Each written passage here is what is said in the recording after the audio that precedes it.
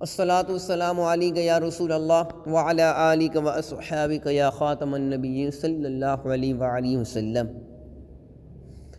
اللہ پاک کے آخری نبی صلی اللہ تعالیٰ علیہ وآلہ وسلم کی تمام زندگی اعلان نبوت سے پہلے بھی بہترین اخلاق و عادات کا مجموعہ تھی۔ سچائی، دیانتداری، وفاداری، وعدے کی پابندی، بڑوں کی عظمت، چھوٹوں سے شفقت، کمزوروں سے ہمدردی، مہربانی و سخاوت، دوسروں کی خیر خواہی، رحم دلی و نرمی، الغرض تمام نیک باتوں اور اچھی عادتوں میں آپ خاتم النبیین صلی اللہ علیہ وآلہ وسلم بے مثل و بے مثال تھے۔ حرص، فریب، جھوٹ، بد عہدی، شراب خوری، ناچ گانا، لوٹ مار، چوری، فحش گوئی وغیرہ وغیرہ جیسی بری عادتیں جو زمانہ جاہلیت میں بہت عام تھیں، آپ خاتم النبیین صلی اللہ علیہ وآلہ وسلم کی ذات گرامی ان تمام باتوں سے پاک و صاف رہی۔ بلکہ آپ خاتم النبیین صلی اللہ علیہ وآلہ وسلم کی شان یہ ہے کہ عرب کے اس گرے ہوئے معاشرے میں بھی آپ خاتم النبیین صلی اللہ علیہ وآلہ وسلم کی شرافت، امانت، دیانت اور صداقت کا دور دور تک مشہور تھی۔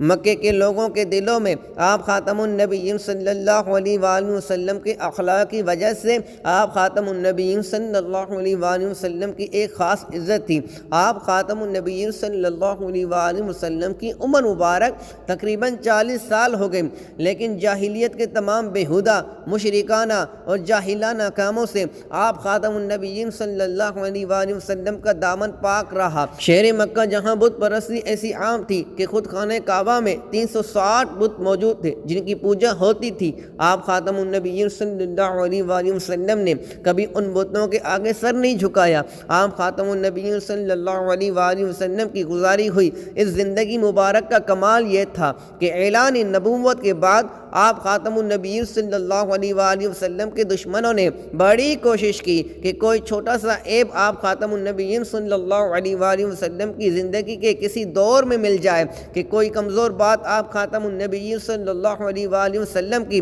اب تک کی مبارک زندگی میں ثابت ہو جائے تو اسے سامنے لا کر آپ خاتم النبیین صلی اللہ علیہ وآلہ وسلم کی عزت اور وقار پر حملہ کیا جائے اور آپ خاتم النبیین صلی اللہ علیہ وآلہ وسلم کو لوگوں کے سامنے کمتر ثابت کیا جائے۔ مگر آپ خاتم النبیین صلی اللہ علیہ وآلہ وسلم کے ہزاروں دشمن سوچتے سوچتے تھک گئے، لیکن کوئی ایک بھی ایسا واقعہ نہیں مل سکا جس سے آپ خاتم النبیین صلی اللہ علیہ وآلہ وسلم کے مبارک کردار پر انگلی اٹھاتے۔ اس لیے جیسے ہی آپ خاتم النبیین صلی اللہ تعالی علیہ وآلہ وسلم نے اعلان نبوت فرمایا، خوش بخت لوگ آپ خاتم النبیین صلی اللہ علیہ وآلہ وسلم کا کلمہ پڑھ کر دل و جان آپ خاتم النبیین صلی اللہ علیہ وآلہ وسلم پر قربان کرنے لگے۔